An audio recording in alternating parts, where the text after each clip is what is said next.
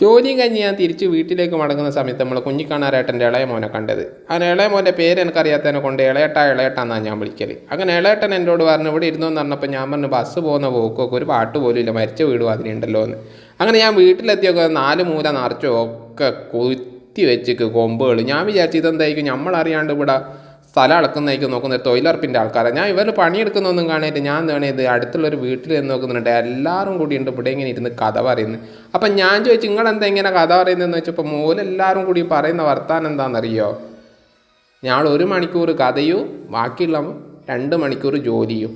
ഏറ്റവും കൂടുതൽ കഥ പറയണമെന്നാണ് ഗവൺമെൻറ് പറയുന്നത്. അതുകൊണ്ട് നമുക്ക് അങ്ങനെയാണ് നടക്കുന്നത്. അങ്ങനെ നല്ലൊരു മഴ ഇങ്ങനെ പെയ്യുന്ന സമയത്തുണ്ട് അളിയൻ എന്താക്കുന്നത് എണീൻ്റെ മുകളിൽ കയറിയിട്ട് മഴ ആദ്യം പിടിക്കണമെന്ന് പറഞ്ഞിട്ട് എണീൻ്റെ മുകളിലേക്ക് കയറുന്നു. ഞാൻ അളിയനോട് പറഞ്ഞിട്ട് തൊഴിലുറപ്പിന് വന്നൊരു ഏച്ചി പറയുക എല്ലാം മോനെ എൻ്റെ അളിയൻ എന്ത് പറ്റിയെന്ന്. അങ്ങനെ അളിയൻ ഏച്ചീനോട് പറഞ്ഞെന്താണെന്നറിയോ? കുട്ടിക്കാലത്ത് ഞാൻ എന്താക്കി ഈ ടൗസർ ഇട്ടിട്ട് ഇങ്ങനെ മഴ കൊണ്ടപ്പോൾ വീട്ടിലുള്ള പോലെ ഇപ്പം നിങ്ങളാണോ പറയുന്നതെന്ന്. ഞാൻ അതും കേട്ട് വണ്ടി ഇങ്ങോട്ട് നോക്കുന്ന ലേശം മുന്നോട്ടൊക്കെ പോയാലുണ്ട് കെട്ടുണ്ട് നമ്മൾ വായൻ്റെ ഇലയിൽ പോയിട്ട്. ഞാൻ വിചാരിച്ച് പഴമൊക്കെ വായൻ്റെ ഇലയിൽ പോയി എന്നുണ്ടെങ്കിൽ കെട്ട് ആദ്യമായിട്ട് വായൻ്റെ ഇലയിൽ പോയി എന്നിട്ട്